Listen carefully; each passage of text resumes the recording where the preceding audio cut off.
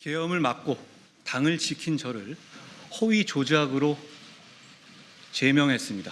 계엄을 극복하고 통합해야 할 때 헌법과 민주주의를 파괴하는 또 다른 계엄이 선포된 것입니다. 모르는 번호로 윤리위 회부했다라는 통지 문자가 왔어요. 그리고 다음 날 나와라 이런 얘기가 와 있더라고요. 물론 제가 그걸 확인한 건 어제인데 하루 전에 이렇게 얘기해놓고 다음 날 나오라고 하고 다음 날 바로 제명 결정을 이렇게 중대한 사안을요 전직 당대표를 이러는 것은 사실 결론을 정해놓고 하는 것이다. 심각한 절차적 위법이 있다. 우리 좀 솔직해집시다. 이 문제는 장동혁 대표가 계엄을 막은 저를 찍어내기 위한 일을 하고 있는 것이다. 네 분과 이 문제부터 살펴보겠습니다. 박창환 장안대 특임교수, 강성필 더불어민주당 부대변인, 정광재 전 국민의힘 대변인, 조영술 국민의힘 대변인 나오셨습니다. 어서 오십시오. 예. 한동훈 전 대표의 기자회견을 마지막 영상으로 봤지만 시간을 조금 뒤로 가보겠습니다. 오늘 새벽이었습니다. 윤리위에서 한동훈 전 대표에 대해서 제명 결정을 내렸습니다. 먼저 따져볼 것이 시기입니다. 시기. 정관재 대표, 이 시기 왜 오늘 새벽에 그렇게 갑자기 했느냐를 두고 여러 가지 말들이 많아요. 정광재 대변인은 왜 이때 했다고 보세요? 여러 가지 말들이 많다는 것 자체가 해석의 여지가 있다는 것 같아요. 정치적으로 뜯어볼 부분이 많이 있다는 거죠. 사실 한동훈 전 대표를 포함해서 누구도 어제 밤 12시부터 1시 사이에 그런 정도의 징계 결과가 나올 것이다라고 예상하고 이럴 경우에 어떻게 대응하겠다라고 생각했던 사람이 아예 없을 겁니다. 아예 없어요? 윤리위원회가 있었다는 건 알지만 윤리위원회가 뭐 민주당 그 김병기 전 원내대표 소명 5시간 하는 거 보셨잖아요. 이렇게 중요한 문제에 있어서 본인에게 소명할 기회를 주지 않고 결론을 내릴 거다 이렇게 예상한 사람이 없었기 때문에 저를 포함해서 많은 분들이 의아하게 생각했을 겁니다.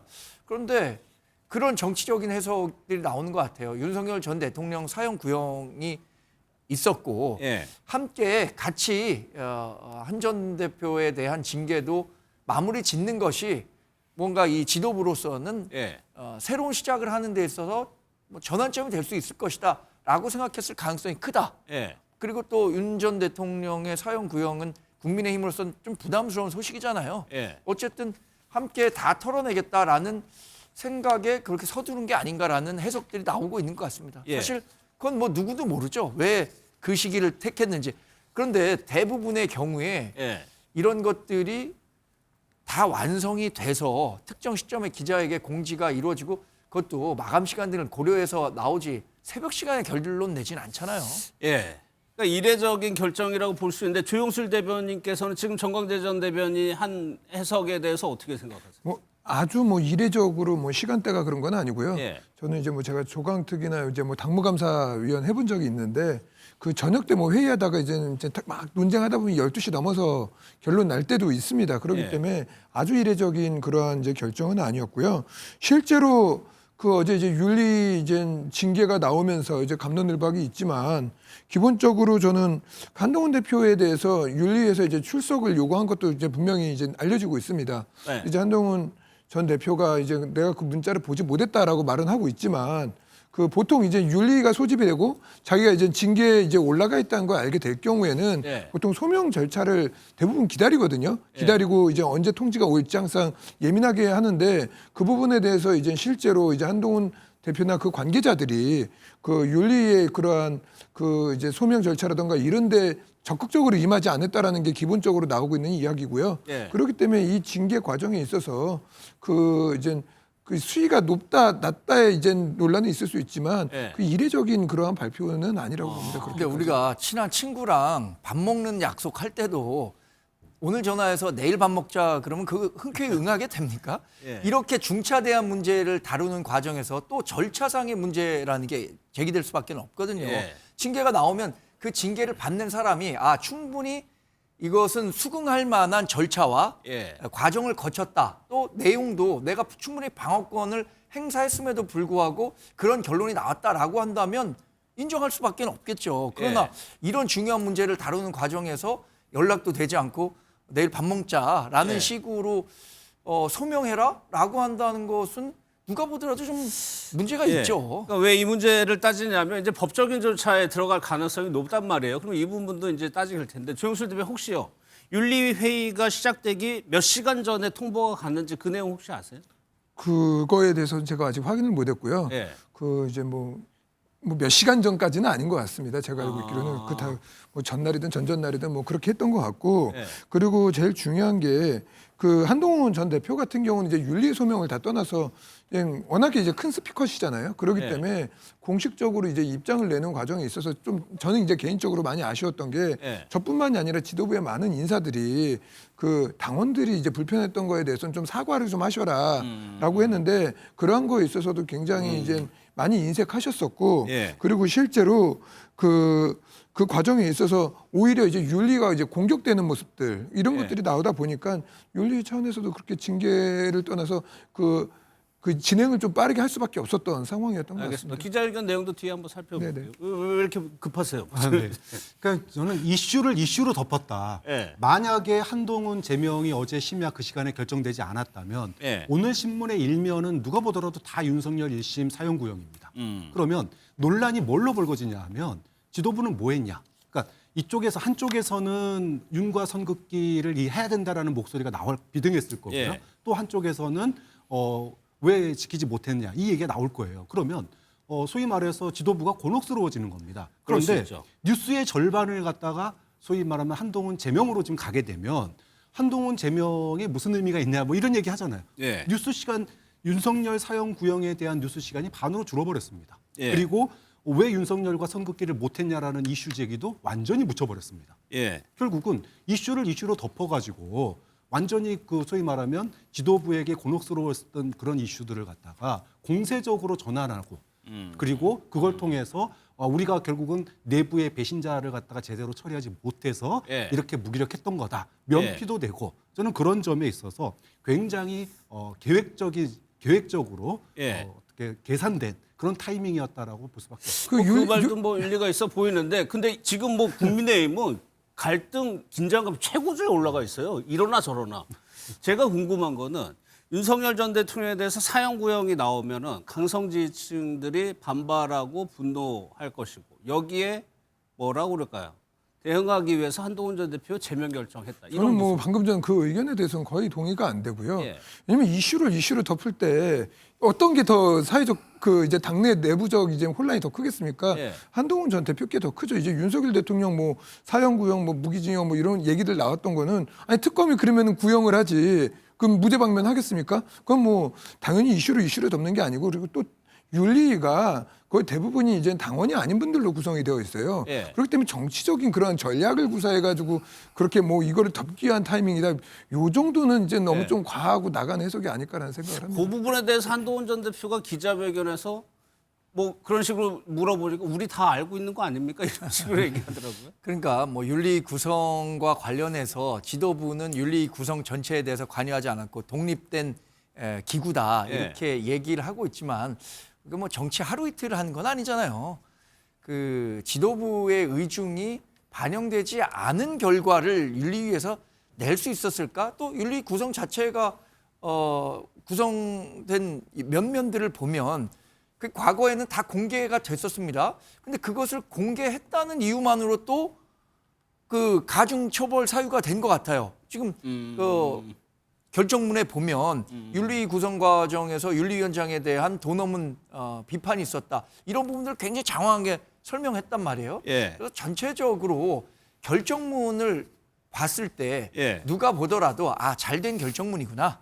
이렇게 해서 이 정도 징계는 불가피했구나라고 수긍할 수 있다면 그러면 정치적으로 아무 논란이 되지 않을 겁니다. 예. 근데 지금 왜 논란이 되느냐? 그거 수긍하기 어렵다라고 보기 때문이거든요. 예. 굳이 법적인 문제를 들지 않더라도 책임과 형벌의 비례성이라는 게 있습니다. 그러니까 책임을 져야 하는 만큼만 벌을 줘야 하는 게 우리가 그 죄를 받는 사람 입장에서도 수긍할 수 있는 거예요. 예. 초코파이 하나 먹었는데 살인 강도죄로 기소한다? 그래서 그 죄로 재판 결과를 냈다? 이거 수긍할 수 있겠습니까? 예, 알겠습니다. 지금 그런 상황이라고 저는 여기- 보고 있거든요. 조금 하나 좀 잡아야 될 게 있습니다. 이게 그 난리 났다니까요 지금 국민의힘. 예. 그게 아니라 그 이제 윤리 이제 공개 여부는 이게 좀 한동훈 이제 대표 측이나 이제 이쪽에서 좀 너무 한동훈 대표를 과도화 해가지고 이제 좀 낸 부분이 있는데 윤리를 이번에 비공개로 한 이유는 아주 명확합니다. 네. 그 한동훈 대표 뭐 징계권이 아니라 이 윤리가 이제 지방선거까지 이어지게 되거든요. 그래서 본래의 취지는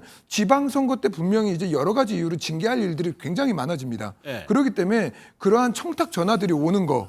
그리고 분명히 이제 내가 징계위에 올려갔으니까 이걸 빼줘 이런 전화들을 차단하기 위한 게 첫 번째 원래 목적이었어요. 그렇기 때문에 이걸 비공개로 하겠다라고 했던 것인데 한동훈 대표 측에서 이걸 한동훈 대표를 징계하기 위해서 비공개했다라고 하는 것은 본래의 취지가 좀 전도되어 있다라는 이건 좀 정정할 필요가 있습니다. 지금 정치권이 제명이 여야 다 일어나고 있기 때문에 공통적으로 하는 얘기는 뭐냐면 당 지도부와 민주당은 윤리심판원이죠. 윤리위가 독립적으로 운영되고 있다는 걸 당 지도부에서는 계속적으로 강조하고 있어요. 아니 근데 이 부분 한번 볼게요. 윤리위원회가 징계 이제 의결문을 내겠죠. 정광재 전 대변인이 얘기한 그 사유를 2번에 걸쳐서 정정을 합니다. 이게 조영술 대변인께 먼저 여쭤봐야 될 것 같아요. 아니 그렇게 급하게 할 게 아니라 이렇게 수정하고 정정하고 꼼꼼하게 해가지고 차분하게 의견문을 내야 되지 않느냐. 이거를 왜 2번이라 그것도 사실관계가 핵심적인 내용인데 그 부분에 대해서 왜 자꾸 고치냐 좀 비판은 있거든요. 그 실제로 이 윤리 이제 징계 수위에 대해서 저 개인적으로는 예. 조금 제가 여기 방송에 나와서도 했던 얘기지만 제가 생각했던 것보다는 좀 많이 과하게 나왔습니다. 예. 근데 그걸 다 떠나서 핵심은 저 이제 내용은 이제 법적인 문제가 있을 수 있기 때문에 예. 약간 이제 결정문이 약간 수정된 것 같지만 이 징계의 핵심 요지는 그게 아닌 것 같습니다. 실제로 이제 한동훈 대표 측에 관계되어 있는 사람이 그 이제 단순한 사설의 범위를 넘어서서 그 여론을 갖다 당내 여론을 갖다 많이 호도를 했냐, 예. 아니 그 영향을 줬냐 이게 핵심의 사유인 것이지. 그리고 또 실제로 당무감사위에서는 그 동일명이 이제 한동훈을 갖다가 이제 다 불러다 놓고 조사를 했다는 거 아닙니까? 그런 얘기까지 나와 있기 때문에 이 누가 썼냐 말았냐는 실제로 한동훈 대표 측에서 그리고 한동훈 대표가 이 부분에 대해서 진짜 억울한 게 있다면 저번 방송에서 나왔던 것 같이 정말 수사기관에 의뢰를 해가지고 객관적으로 내가 쓴 게 아니다라는 걸 입증하면 될 일입니다. 그렇기 때문에 본질의 핵심은 윤리에서 판단하는 것은 당내 그 소위 말하는 여론을 왜곡을 했냐 안 했냐가 더 핵심인 것이지 이걸 가지고 수사기관이 아닌데 그 IP 문제 가지고 이렇게 할 건 아니라고 봅니다. 제3자 입장에서 가서 부대변인께 이거 여쭤볼게요. 처음에 나왔던 거는 이게 피조사, 그러니까 한동훈 전 대표가 게시글을 작성한 것으로 판단한다고 했어요. 마지막 수정문 볼게요. 한동훈 가족 명의로 추정되는 게시글을 확인했다. 사실관계가 많이 차이가 나거든요. 근데 저는 이제 삼자적인 입장에서 지금 한동훈 전 대표의 당원 게시판과 관련된 이 논란의 본질은 여론 조작을 했냐 안 했느냐예요. 그런 차원에서 따져본다면 아니 주체가 있어요. 누가 했느냐. 그러니까 68년생 한동훈이 썼든 73년생 한동훈이 썼든 자기 아이디 가지고 자기가 쓴 게 무슨 잘못입니까? 그건 저는 중요한 본질이 아니에요. 다시 말씀드릴게요. 본질은 뭐냐면 이 한동훈 전 대표의 가족들이 장인, 장모, 배우자, 딸이 각자 노트북 가지고 둘러앉아서 하나든 1000개든 10,000개든 각자 뭐 낮이든 밤이든 새벽이든 자기 아이디 가지고 자기가 쓰면 문제가 하나도 안 돼요. 그걸 가지고 누가 썼냐라고 하면은 그게 잘못된 겁니다. 그런데 여기에 대해서는 지금 얘기를 안 하고 있잖아요. 한동훈 전 대표가. 그리고 두 번째, 어쨌든 그런 이 가족으로 추정되는 사람들이 글을 막 1000몇 개인가 썼다잖아요. 그런데 지금 현재 그 게시글들이 누군가에 의해 삭제된 거 아닙니까? 그러면 이건 한동훈 당신이 삭제했습니까? 한동훈 당신 가족이 삭제했습니까? 이게 본질인 거예요. 여론 조작을 했기 때문에 그게 걸릴까 봐 삭제를 한 것인지 증거인멸을 한 건지 이런 게 제가 봤을 때는 그 본질이고 여론 조작을 했냐 안 했냐의 기준이 돼야 되는데 아니 68년생이든 73년생이든 자기 아이디 가지고 자기가 쓴 게 뭔 잘못입니까? 그래서 저는 이 문제에 있어서는 국민의힘도 그렇고 한동훈 전 대표도 그렇고 상당히 감정적으로 빠져 있는 것 같아요. 그래가지고 한동훈 전 대표 측도 이 2호선 당무감사위원장이 발표한 것들 중에서 뭐 조금 잘못된 정보에 대해서 막 집요하게 파고드는데 제가 봤을 때는 본질은 그게 아니고 더 중요한 거는 아니 보통 일과 시간에 발표를 하지 누가 새벽에 합니까? 전략적인 거죠. 다 의도가 있는 거죠. 새벽에 회의가 끝났다고 하더라도 아니 다음날 9시에 기자들 출근하면 정상적으로 하면 될 거 아닙니까? 근데 이거를 왜 새벽에 했을까? 그러면은 저희 민주당이나 많은 국민들이 봤을 때는 아니 윤석열 전 대통령에 대한 사형 구형 나오니까 여기에 대해서 이것을 덮으려고 하든지 아니면 윤석열 전 대통령에게 한동훈 전 대표라도 제명해가지고 위로를 해주든지 아니면 윤 어게인에 대한 계속 사수하겠다라는 충성맹세가 아닌가 저희는 그렇게 의심할 수밖에 없습니다. 그러니까 이 부분인데 강성 지지층, 그러니까 장동혁 대표 스스로가 강성 지지층의 힘에 입어서 저번에 전당대회에서 뒤집었단 말이에요. 그래서 대표가 됐어요. 그러니까 일종의 청구서가 있었는데 그거 해결한 거 아니냐는 해석도 있거든요. 뭐 그런 해석도 충분히 가능할 것 같아요. 네. 근데 강성필 부대변인만 삼자적 관점에서 얘기하는 것이 아니라 저도 정말 삼자적 관점에서 드리는 말씀입니다. 이게 한동훈 전 대표가 아니더라도 이런 절차에 의해서 징계가 이루어지면 안 된다고 생각해요. 예. 그게 한동훈 전 대표 아닌 제3자 다른 사람에 대한 의혹이 제기됐을 때라도 이런 식으로 그러니까 사실 확인이 다 되지 않은 당무감사위원회의 자료를 갖고 특정인에게 이런 식의 윤리위원회가 결론을 내리면 안 되죠. 이건 그냥 한동훈 개인의 문제가 아니라 그 한동훈이 다른 사람이 될 수도 있다라고 대입해 보면 그럼 그 대목에 대해서 그런 절차를 지켜야 하나 된다는 질문 거죠. 드려볼게요. 윤리위가 있으면 마찬가지로 민주당도 그렇습니다. 재심 청구라는 절차가 있어요. 그거를 안 한다고 했어요. 한동훈 전 대표. 그러면 한동훈 전 대표 왜 절차를 안 밟는 건가요? 근데 한동훈 전 대표는 지금 재심을 하는 것이 윤리위원회가 이런 판단을 내린 인적 구성이 똑같은데 재심의 실효성을 느끼지 못한다. 어차피 정해진 결론으로 가기 때문에 재심에 응하지 않는다라는 방침을 밝힌 것으로 알고 있고 이후에 이게 최고위원회의 의결 절차를 기다리고 있습니다. 마지막 확정은 최고위원회에서 과반이 의결을 해야 징계가 확정되는 건데 그 최고위원회 결과까지도 지켜본 후에 한동훈 전 대표의 대응 방안이 나오지 않을까 이렇게 알겠습니다. 예상해 봅니다. 그 방금 전에 이제 재심 청구 이야기 나왔는데 저도 그 얘기 하려고 했는데 그 실제로 이제 한동훈 이제 전 대표가 계속 이제 억울하다고 말하는 게 나에게 소명의 기회를 주지 않았다라는 거잖아요. 그럼 공개적으로 재심 청구를 하게 되면 어쨌든 자신의 소명의 기회가 주어지게 됩니다. 그러면 윤리 자체를 믿지 못하면서 이 윤리에 대한 평가들 그 저는 좀 맞지 않다라고 보고 그럼 지도부에 대해서도 뭐 믿을 수 없는 거죠. 모두 다 믿을 수 없다면은 그 소위 말하는 여기에 사건의 당사자가 당에 있는 모든 구성원을 다 믿을 수 없다라고 하는 거하고 똑같은 논리가 되는 거거든요.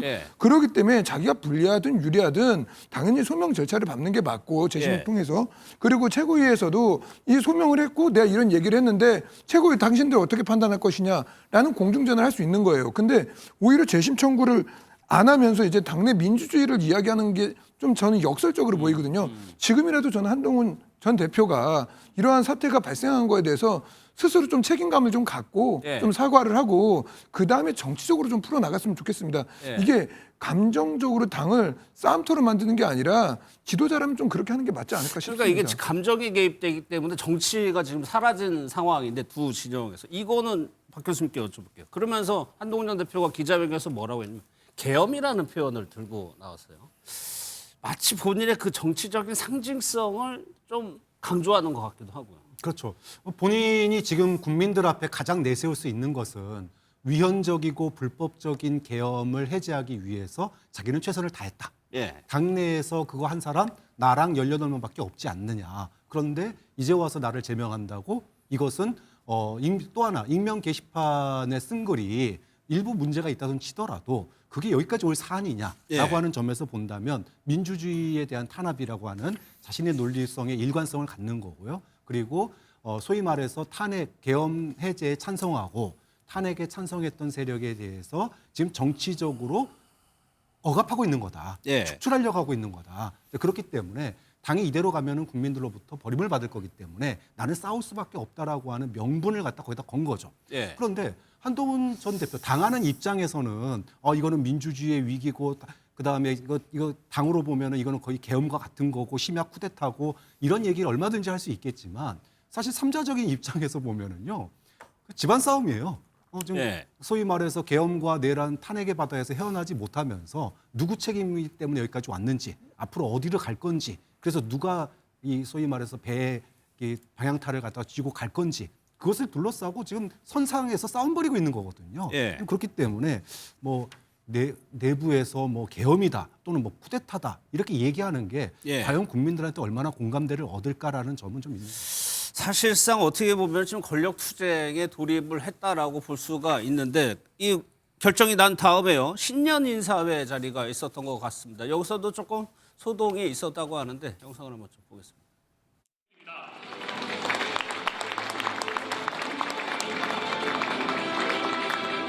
다가오는 지방선거에 꼭 이길 수 있도록 이 자리에 계신 분들이 함께 해주시기를 바랍니다. 그러면 조용히 하셔야지. 나중에 개인적으로 하세요. 개인적으로 당대표가 만나줘요? 민주당하고 달라. 국힘은 전화도 안 받아 생전.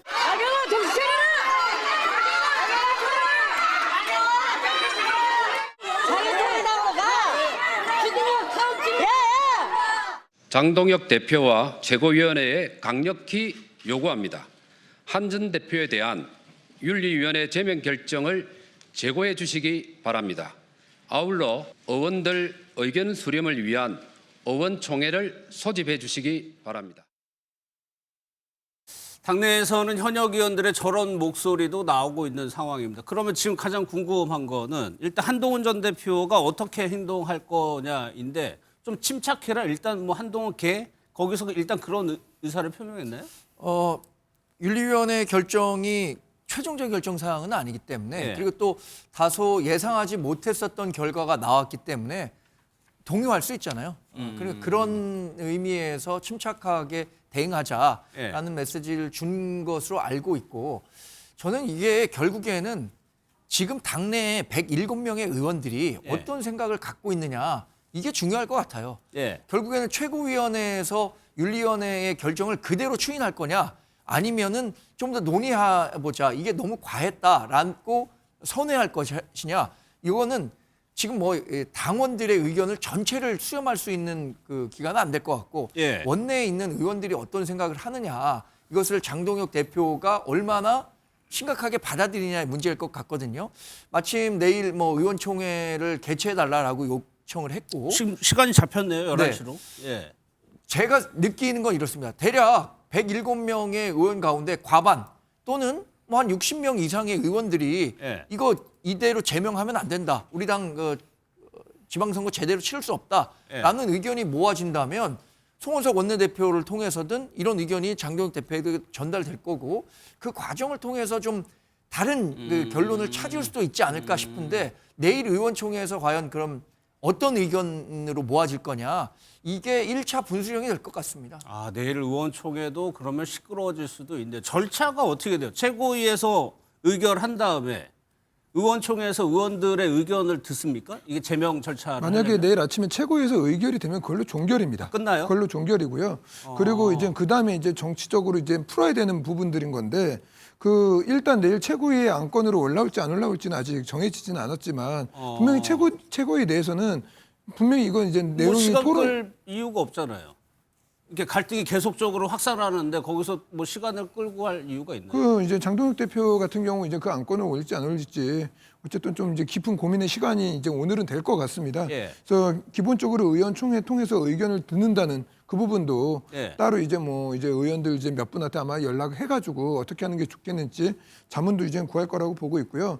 그 실제 뭐 그 지금 현재 이게 최종 결정이 안 난 상태에서 지금 보면 이제 나경원 의원, 뭐 신동욱 이제 최고위원, 뭐 송원석 원내대표한테도 막 고성 지르고 막 이러고 있지 않습니까? 그래서 조금은 지금 이 결정의 과정에 있어서 전부 다 좀 차분하게 접근할 필요가 좀 있다라고 봅니다. 김병기 민주당 전 원내대표 같은 경우에는 현역 의원 신분이기 때문에 당에서 제명 결정을 내린다고 하더라도 정당법에 따라서 의원들의 과반, 그러니까 재적 의원의 과반이 찬성해야 제명이 되는데 한동훈 전 대표는 지금 의원이 아니에요. 그냥 평당원이에요. 그렇기 때문에 최고위 의결이 마지막 단계가 되는 거죠. 그런데 장동혁 대표가 그럼 내일 의원총회 11시에 예정된 것을 지켜보지도 않고 원래 최고위원회는 9시에 열리거든요. 9시에 올려서 처리할 거냐? 아니면 11시에 이루어지는 그거 보고할 것이냐. 의원총회를 통해서 보고할 것이냐. 이게 뭐 이제 장동혁 대표의 의중에 달린 거죠. 그러면 장동혁 대표는 일단 결정은 한 것 같습니다. 이제 시기가 남아 있는 것 같은데 윤리위 결정 뒤집지 않겠다라고 얘기를 했습니다. 들어보겠습니다. 이미 청구 전이라도 최고위에서는 의결할 수 있는지 아니면 그 기간 동안에는 일단 최고위의 결정을 보류하는 게 맞는지 당원 당규나 아니면 이전의 사례들을 한번 보도록 하겠습니다. 그리고 윤리 결정에 대해서 어떤 법적인 조치를 취하거나 이런 부분에 대해서는 제가 말씀드릴 사항은 아닌 것 같습니다. 윤리위원회 결정을 곧바로 뒤집고 어떤 다른 해결을 모색하는 것은 우선은 저는 따로 고려하고 있지는 않습니다. 장동혁 대표는 그러니까 다른 변수는 없고 재심이 열리느냐 마느냐 거기에 따라서 이게 전에 결정을 할 수 있는 거냐 아닌 거냐 그것만 따져보고 하겠다는 건데 한동훈 전 대표가 재심 청구 안 하겠다고 했으니까 곧바로 결정할 수 있는 여건은 지금 돼 있는 거죠. 예, 맞습니다. 만약에 재심 청구를 했다면 이제 실제로 의총의 그러한 이제 내용이라든가 토론 과정이 통해서 그 이후에 할 수밖에 없는 거죠, 물리적으로. 근데 이제 지금은 그 장동혁 대표가 이제 방송에서 거기 인터뷰에서 말했던 것 같이 실제로 이제 본인의 지금 이제 선택밖에 안 남아 있는 것이고 그리고 이걸 갖다가 당대표가 뒤집는다 만다가 개인으로 결정하는 게 아니라 또 이제 최고위에서 열리게 되면 최고위 구성원들이 있을 거 아닙니까? 그들의 의견을 듣고 이제 그 안에서 결정을 하는 것이기 때문에 그런 차원에서 내가 어떻게 뒤집지 않겠다, 내가 의견을 내지 않겠다는 차원으로 말씀하신 걸로 보입니다. 그러면 내일 의총에서는 어떤 분위기가 펼쳐질게? 이게 정말 세대결일 수밖에 없는 거거든요. 박민영 대변인은 뭐라고 얘기했냐면 한동훈 따위 제명한다고 당 무너지지 않는다고 평가절하했어요. 정광재 전 대변인 개인적인 생각은 어떻습니까? 지금 당내 구도가요. 뭐 딱 제 예측이 정확할 거라고 자신할 수는 없습니다만 오늘 미래와 대안이라는 당내 소장파 의원 23명이 본인의 실명을 얘기하면서까지 이번 결정은 헌법에서 보장한 민주적 정당 운영과는 거리가 있다. 잘못된 결정이다. 재고해달라라고 했습니다. 여기에는 일부 친한계 의원들이 포함되어 있기도 하지만 포함되어 있지 않은 그룹들도 있거든요. 권영세 의원 같은 경우에는 한동훈 전 대표와 굉장히 불편한 관계에 있어요. 그럼에도 불구하고 오늘 페북 메시지 당장 낸 것이 뭐냐. 제가 드린 비례성을 어긋난다. 그러니까 과연 제명을 할 정도의 징계 사안이냐. 너 이거 과하다라고 얘기를 표출하고 있거든요. 그러면 저는 뭐 적어도 50% 이상의 의원들은 이 윤리위원회의 결정은 무리다. 그러니까 재고할 필요가 있다라는 의견을 제시하지 않을까 싶습니다. 조영술 대변인은 다른 생각이시겠죠? 다른 생각까지는 아니고요. 실제로 이제 저도 이제 뭐 권영세 이제 의원이 올려놓은 거를 봤는데 뭐 제가 생각했던 것보다 이제 징계 수위가 높긴 합니다. 근데 이제 권영세 의원이 이제 뒤에 글은 이런 게 있거든요. 윤리에 대해서 실제로 협조하지 않았다라는 내용도 있고 그리고 이제 기본적으로 한동훈 대표가 이제 이거에 대해서 이제 책임지지 않는 모습에 있어서 꾸준하게 이제 비판을 해왔던 분 중에 한 분이거든요. 그렇기 때문에 당에서 그 한동훈 전 대표의 그러한 태도 이러한 이걸 대하는 모습들 이런 거에 대해서 의원들은 기본적으로 전체적으로 잘못하고 있다라는 의견들이 있습니다. 그렇기 때문에 윤리 징계가 과하더라도 수용을 할 수도 있는 여지들도 충분히 있다라고 봅니다. 왜냐하면 그렇기 때문에 제가 아까 계속 드렸던 말씀이 한동훈 전 대표가 이걸 가지고 정치 싸움을 할 게 아니라 책임지는 모습을 보여주는 것이 우선 중요하다라는 말씀을 계속해서 드리는 거거든요. 그렇기 때문에 그런 부분들을 해야 당내 전체적인 의견들을 갖다가 좀 여론을 뒤집는 데 역할을 할 수 있지 않을까 생각을 합니다. 일단은 한동훈 전 대표는 최종 결정, 최고위의 최종 결정이 나오기 전까지는 아무래도 당내 여론이라든가 이런 거에 좀 주력할 것 같아요. 그렇죠. 오늘도 기자회견에서 뭐 당원과 국민들과 함께 싸우겠다 이렇게 얘기를 했습니다. 그러니까 뭐 재심 청구 해가지고 오히려 명분만 만들어주는 꼴이니까 그 절차상 명분만 만들어주는 꼴이니까 재심 청구를 하지 않겠지만 정치적으로 법률적으로 대응할 건 다 대응하겠다라는 거예요. 결국은 최고위에서 소위 말해서 당 내의 반발에도 불구하고 최종적으로 제명을 의결을 하게 되면 아마도 효력정지 가처분 신청을 할 것 같습니다. 그렇게 돼서 법률적인 다툼으로 가게 되는데 과거 이제 이준석 전 대표 축출 과정에서도 이런 일이 있었어요.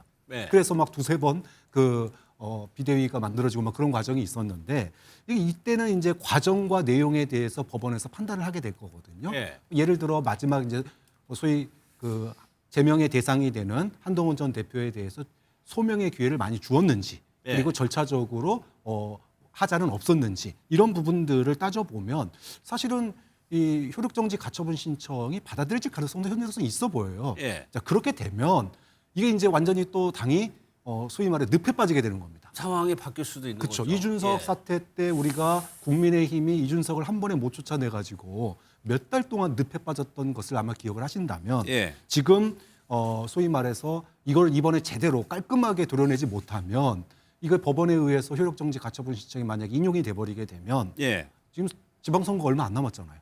앞두고 완전히 당이 늪에 빠져버릴 수 있기 때문에 이 부분까지 고려를 하면서 이번에 징계가 이루어진 건지 예. 아니면 조금 급한 마음이 있었는지 이 부분은 뭐 글쎄요 법원의 판단을 지켜봐야 될 것 같습니다. 이후 상황을 좀 살펴볼 텐데 김재원 최고위원 같은 경우는 윤석열 전 대통령의 시대가 당에서 정리되는 과정이다 이렇게 얘기를 했습니다. 그 얘기 한번 들어보겠습니다. 이 지경까지 오게 된 데는 한동훈 전 대표의 책임이 가장 큽니다. 이번 그 윤리위원회 결정이 그런 윤석열 전 대통령 시대가 당에서 그 정리되는 그런 과정이 아닐까라는 저 개인적인 생각입니다. 그런데 윤석열 전 대통령의 시대라기보다는 저는 정리라는 단어가 눈에 띄는데 한동훈 전 대표가 정리되는 수순이라는 얘기거든요. 그러면 한동훈 전 대표가 지금 사회에서 어떤 방법이 있느냐. 탈당 가능성은 거의 없는 거잖아요. 현재로서는. 지금으로서는 뭐 탈당을 언급하기에는 너무 이른 것 같습니다. 예. 그리고 아직 그 징계가 확정되지 않았기 때문에 그 사안을 보고 대응해야지 미리 어떤 식으로 하겠다라고 얘기하기는 어려운 상황일 것 같고요. 예. 저는 뭐 그 제3당의 역사가 우리나라 정치사에서 성공한 적이 거의 없다는 점을 고려한다면 어쨌든 한동훈 전 대표는 본인이 보수 정치인이라고 얘기를 했었고 예. 처음 정치도 국민의힘에서 했기 때문에 국민의힘과 함께하는 방향이 될 것이라고 봅니다. 그러나 예. 정치가 정말 어떻게 흘러갈지 모르기 때문에 마지막으로 고려해야 할 게 저는 뭐 탈당이나 뭐 신당 창당이 될 텐데 예. 그것도 시기적으로 이번 지방선거는 정치적인 세대결이 이루어진다기보다는 지방 권력을 뽑는 선거이기 때문에 총선과는 완전히 성격이 다르거든요.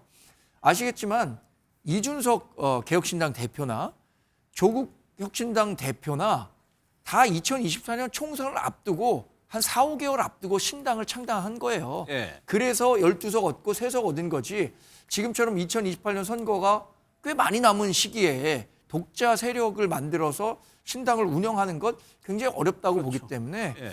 지금으로서 생각할 수 있는 카드는 아니라고 저는 판단합니다. 그렇다면 한동훈 전 대표는 무엇을 할 수 있을까? 장해찬 부원장 같은 경우는 가처분해도 문제 없다라고 자신을 하고 있습니다. 이제는 앞으로 나아가야 된다. 김재원 최고위원도 정리되는 과정이다. 강성필 부대 지금 한동훈 전 대표 입장에서는 네. 여기서 정리될 수는 없잖아요. 네. 그럼 무엇을 해야 되느냐? 어떤 아이디어가 있을까요?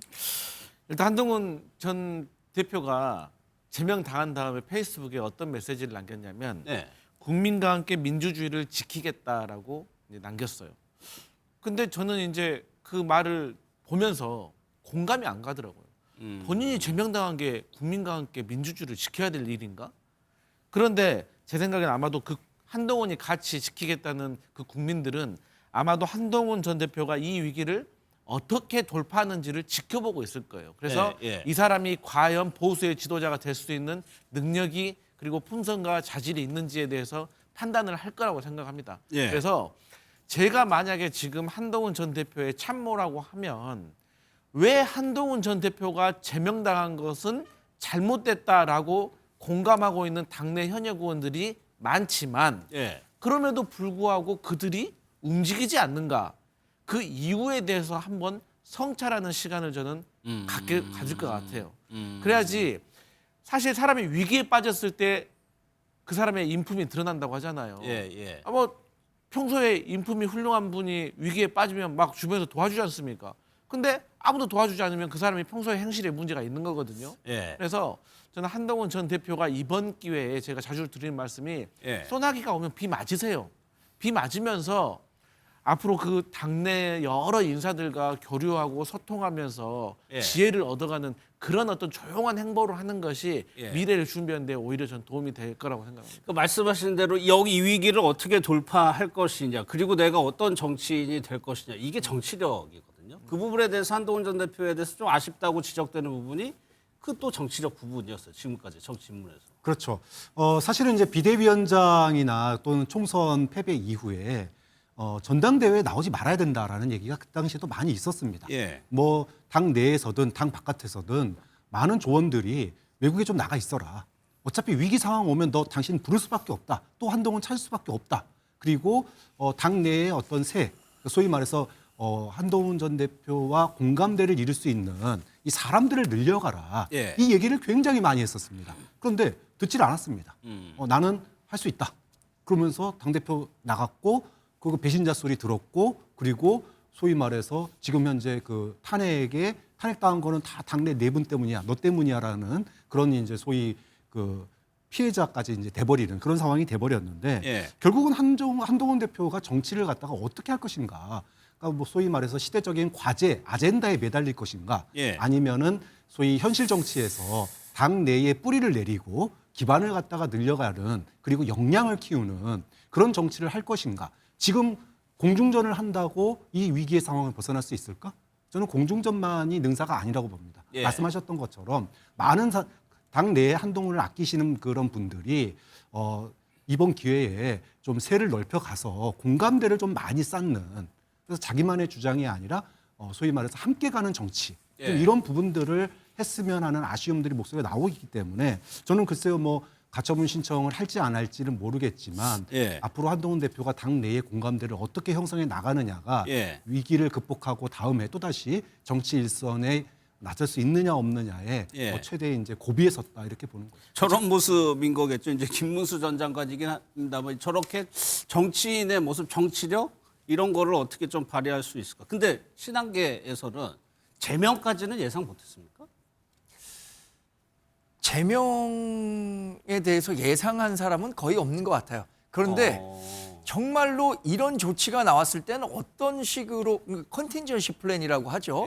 그러니까 뭐 플랜 A, 플랜 B를 만드는 과정에서 마지막 그 컨틴전시 플랜 가운데는 제명이 있을 때 어떤 그 식으로 대응해야 하는가라는 부분에 대해서도 일부 논의는 있었던 것 같아요. 제가 포함된 것 같지는 제가 포함된 내용은 아닌데, 어쨌든 이런 식으로 이루어졌을 때의 대응 방향에 대해서도 고민을 안 해본 건 아닐 겁니다. 그러나 지금 알기로는 뭐 그런 제명 카드가 나왔을 때 바로 탈당을 한다거나 뭐 독자 세력화를 한다거나 그런 것까지 논의된 것은 아닌 것으로 제가 알고 있어요.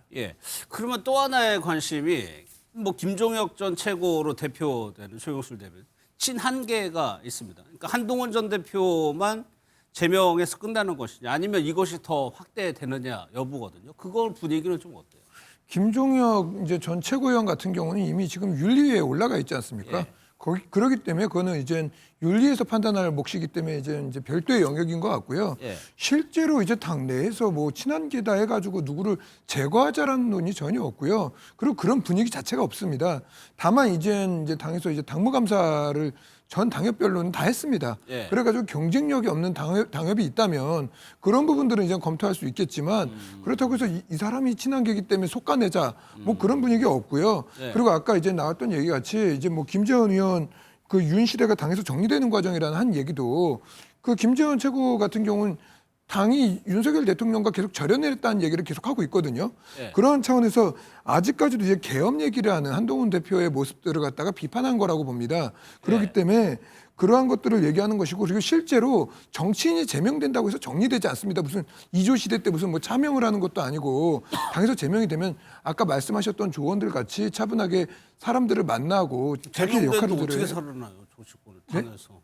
방에서 나가라고 그랬는데. 아닙니다. 그런다 하더라도 과거 대표적인 사례가 있지 않습니까? 이준석, 홍준표 이분들 당에서 징계를 받고 정치 그러니까 국민들 당원들이 필요로 하니까 징계를 갖다 취소했던 전례가 있어요. 그렇다면 한동훈 전 대표가 해야 될 일은 당에서의 민심을 얻어내는 것, 당원들의 민심을 얻어내는 것, 그리고 당내 구성원들의 공감을 얻어내는 것, 그리고 당 대표까지 했고 당시에 본인 스스로 했던 게 60% 이상 맨날 받은 당 대표였다고 계속 말씀을 하셨잖아요. 그러면 지금 이렇게 된 모습에 대해서 한번 되돌아 보시고선 다시 재기를 하기 위한 모습들을 해야지 이렇게 해서 전부 다 모두한테 난사를 해버리게 되면 이 제명이 오히려 정리가 돼버리는 것이지 자신의 정리는 자신이 결정하는 거라고 저는 봅니다. 시간을 가져야 된다는 말씀이죠. 당 분위기는 그렇고 국민의힘 지지자들의 의견은 어떻습니까? 한동훈 전 대표 말고도 뭐 이른바 친한계라고 하는 그 부류에 대해서 반발심이 좀 있어요? 실제 이제 저 같은 경우 당협위원장을 하다 보니까 이 건에 대해서 문자들이 옵니다. 당원들한테. 그래 보면 아직까지는 이제 한동훈 대표를 이제 옹호하는 목소리는 소수입니다. 현재로서는 소수고 아직까지는 이제 한동훈 대표의 그 이제 모습들에 대해서 지금 보여주는 태도에 대해서 약간 좀 비판하시는 분들이 더 많아요. 뭐 약간이라고 했지만 좀 더 많이 많습니다. 그렇기 때문에 제가 그래서 한동훈 대표에게 계속 하는 조언이 계속 책임감을 갖고 지도자로서의 모습을 보여주셔라라고 하는 겁니다. 정광재 대변인도 그러니까 이거는 뭐 조영술 대변인의 당원 구성이 어떻게 돼 있는지 모르지만 그 하나의 샘플이라고 보기 때문에 그게 전체를 대변한다고 볼 수는 없는 거고요. 제가 갖고 있는 문제의식은 이런 거예요. 우리 당에서 오랫동안 정치했었던 분들 또는 보수 전체 진영을 아끼는 분들이 하는 얘기가 있습니다. 지금 하나로 뭉쳐서 이재명 대통령의 실정 비판하고 민주당의 폭주 막아도 모자를 파네. 왜 우리끼리 이렇게 별것 아닌 일에 집착해서 감정 싸움 하고 있느냐. 이걸 주문하고 있거든요. 저는 대부분의 당원들도 그런 생각 갖고 있을 거라고 생각합니다. 아니 무엇이 중요한지를 먼저 우선순위를 둬야지 우리 안에 이번에 어제죠. 장동혁 대표하고 이준석 개혁신당 대표하고 뒤에 백드랍 보셨죠? 차이를 넘어 민주주의를 지킵시다. 이렇게 했습니다. 그럼 그 당내의 차이도 극복하지 못하면서 어떻게 당 밖에 있는 사람과는 그 차이를 넘어서 민주주의를 지키자라는 말을 할 수 있는가. 이것에 대해서 먼저 고민해야지. 이거를 뭐 누군가를 자꾸만 인위적으로 배척해 나가는 방식으로 과연 벌써 이미 비주류로 전락하고 있는 보수 진영이 다시 재기할 수 있겠는가. 이거를 고민해야 되는 시기라고 보거든요. 아니 정광재 대변인 말씀 다 맞거든요. 근데 제일 중요한 것은 자기가 틀어놓은 매듭은 자기가 풀어내야 됩니다. 그렇기 때문에 계속 주문하는 게 이 한동훈 그러니까 이게 뭐냐면 모든 정치라는 게 보수 정치를 떠나서 진보 정치, 민주당 정치 다 똑같습니다. 사람을 중심으로 하는 정치가 아니잖아요. 그렇다면 한동훈 대표만이 절대 진리가 아니란 말입니다. 그렇기 때문에 한동훈 대표가 보여줬던 모습들 이것은 스스로가 풀어내야 되는 것이고 그래야지 이재명 대통령, 이재명 정권의 실정을 가지고 싸울 수 있는 동력이 되는데 이거를 갖다 그러니까 묶어놓은 매듭을 갖다 풀어놓지도 않고선 뭉개놓고 간다? 다른 한 측이 난리가 납니다. 그렇기 때문에 본인에 의해서 했던 것은 본인이 스스로 좀 설득하려는 모습을 보여주는 게 저는 맞다라고 봅니다. 저희가 이 단계 문제를 다룬 지가 한 달이 좀 넘은 것 같은데 지금 평행선이 한 달 넘게 지금 한 달이 아니죠. 지금 제가 2024년 11월에는 그 당 대변인을 하고 있었는데 그때 계엄 전이잖아요. 그때도 제가 굉장히 이 문제로 곤혹스러웠을 때도 있었고 그러니까 이 문제를 이렇게까지 끌 정도의 문제였는가에 대해서는 분명히 다 같이 고민해야 할 부분이 있습니다. 저도 정치의 복원이 중요하다고 생각해요. 차이를 넘어서 민주주의를 지키자라는 대의를 같이 싸울 생각을 안 하고 요만큼이 틀리기 때문에 또는 이 사람이 나중에 자기가 정치를 하는 데 있어서 굉장히 정치적 걸림돌이 될 수밖에 없기 때문에 쳐내려고 하는 그게 아니라 정말 더 큰 하나를 만들 수 있는 자기 희생이 있어야 되는데 그런 부분들이 물론 뭐 장동혁 대표, 한동훈 어느 일방이 다 잘못했다고 할 수는 없는 거죠.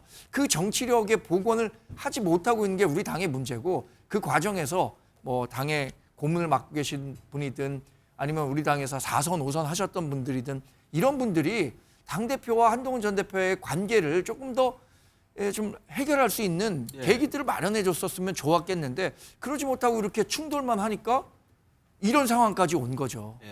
아쉽습니다. 국민의힘 상황이 워낙 뜨거워서 제가 두 분께는 오늘 발언 기회를 참 많이 못 드리는데. 아니, 제가 그래서 한동훈 대표한테 좀 이제 정치를 복원하는 정치 계속 해야 된다고 드리는 말씀이, 맨 처음에 한동훈 전 대표가 비대위원장으로 올 때 당내 중진들이 나서서 모셔왔어요. 근데 그분들이 지금 중재자의 역할을 안 하고 있지 않습니까? 그렇기 때문에 제가 계속 한동훈 전 대표한테 때로는 스스로 굽힐 줄도 알고 때로는 정도로 나가야 될 줄도 아는데 굽히는 모습이 전혀 없는 거거든요.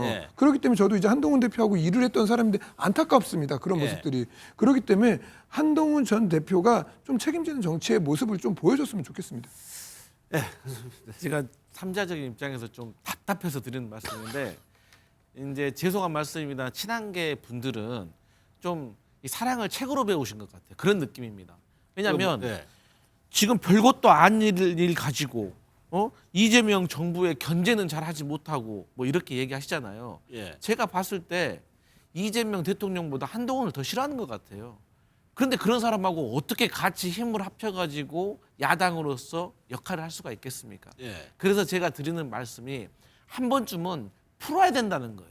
그러니까 누군가는 부러져가지고 잘 안 풀리고 있잖아요. 근데 이 정치의 논리상 현실 정치에서는 항상 주류와 비주류가 있는 거예요. 당권과 비당권파가 있는 거예요. 그러면 비당권파가 이건 누워야 되는 거예요. 그게 사실 현실적인 하나로 가는. 그러니까 한동훈 전 대표가. 그렇죠. 아니 어쨌든 당원의 선택을 받아가지고 당 대표가 됐지 않습니까? 당권 본인도 당원들의 선택 받아가지고 당 대표가 돼서 당권파인 적이 있었잖아요. 안 되면 넘겨주고 또 잘못하면 넘겨주고 이렇게 주거니 받거니 하는 게 주류와 비주류의 운명인데, 비주류가 됐을 때도 자꾸 내가 주류가 되려고 하면은 이거 주류들이 가만히 있겠습니까? 그러니까 저희 방송에서도 그렇고 당 지도부에 계신 분들이 계속해서 그런 시그널과 그런 정치적인 해결 방법을 기다렸던 시간도 있었던 것 같은데, 그러지 않은 이유가 정말 혹시 한동훈 전 대표, 여기 윤석열 전 대통령이 그거에 영향을 좀 미치는 겁니까? 일단 한동훈 전 대표에 대해서 원죄를 이렇게 가둬두려고 하는 사람은 윤석열 전 대통령과의 관계 설정에 있는 거죠. 윤 전 대통령이 했던 계엄에 대해서 해제를 적극적으로 했고, 두 번째는 이제 탄핵과 관련해서 적어도 조기 퇴진할 수 있도록 이런 시간적 기회를 더 줬었어야 함에도 불구하고 그러지 않고 두 번 만에 탄핵을 했다라는 부분에 대해서 문제 제기를 하고 있는 것 같아요. 그런데 조기 퇴진과 관련해서 논의가 아예 없었던 게 아닙니다.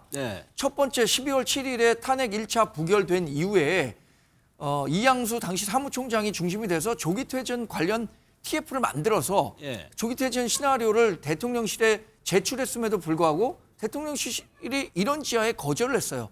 당시에는 대통령이 군 통수권을 갖고 있기 때문에 계속해서 이 문제가 불거지면 제2, 제3 계엄이 발생할 수도 있다라는 우려가 있었기 때문에, 그래서 부득이 12월 14일에 그 2차 탄핵에서 그 찬성이 된 건데, 그걸 갖고 자꾸 이제 문제를 삼으려고 하니까 이 갈등의 중심에는 어쨌든 윤석열 전 대통령이 있다고 봐야겠죠. 근데 윤석열 전 대통령 지금 사법적 판단, 역사적 판단에 맡기자고 하면서 그걸 갖고 또 반대 진영에 있는 사람에 대한 정치적 공세, 이게 좀 과도한 측면이 있다. 제가 계속 드리는 말씀은 뭐냐면 비례성이 있어야 된다는 거예요. 뭔가 잘못한 부분이 있으면 잘못한 만큼만 책임을 물어야 되는데, 지금 제명은 뭐 비단 한동훈 전 대표가 아니라 제가 이런 잘못을 했는데도 이 정도 문제 갖고 또 제명이야. 이러면 그거 받아들일 수 있겠냐.